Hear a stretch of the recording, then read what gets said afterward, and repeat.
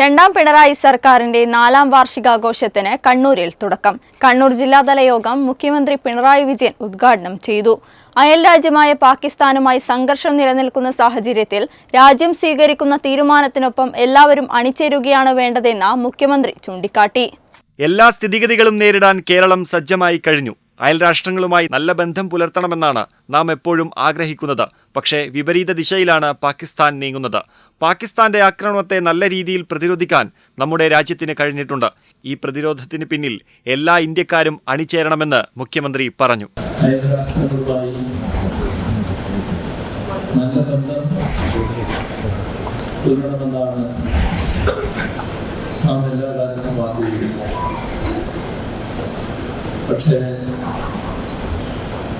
വിപരീത ദിശയിലാണ് പാകിസ്ഥാൻ കാര്യങ്ങൾ നീക്കുന്നത്. അവിടെ നിന്ന് ഇന്ത്യയെ രക്ഷിപ്പിച്ചുകൊണ്ടുള്ള ആക്രമണങ്ങൾ വരുന്നു വന്നത് നമ്മുടെ രാജ്യ ഗൗരവമായിട്ടാണ് കാണിക്കുന്നത്. അത്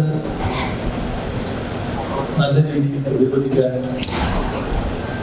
രാജ്യത്തിന് കഴിഞ്ഞിട്ടുണ്ട്. അത്തരം പ്രതിരോധ നടപടികളുടെ കൂടെ പൂർണ്ണമായി അണിനിരക്കുക എന്നതാണ് എല്ലാ ഇന്ത്യക്കാരും ഇപ്പോൾ ചെയ്യേണ്ടത്. സർക്കാരിന്റെ നേട്ടങ്ങളും മുഖ്യമന്ത്രി എണ്ണിപ്പറഞ്ഞു. ആഭ്യന്തര ഉൽപാദനം 5,60,000 കോടി എന്നത് ഇപ്പോൾ 13,11,000 കോടിയായി ഉയർന്നുവെന്നും പിണറായി പറഞ്ഞു. ദാരിദ്ര്യം ഏറ്റവും കുറവ് കേരളത്തിലാണ്.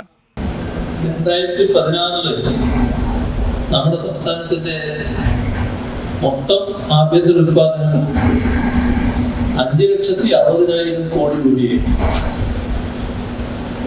ഇപ്പോൾ 13,11,000 കോടി രൂപയായി വർദ്ധിപ്പിക്കാൻ കഴിയും. ഇവിടെ റിസർവ് ബാങ്കാണല്ലോ സാധാരണ ഇത്തരം കണക്കുകൾ ഔപചാരികമായി പുറത്തുവിടുന്നത്.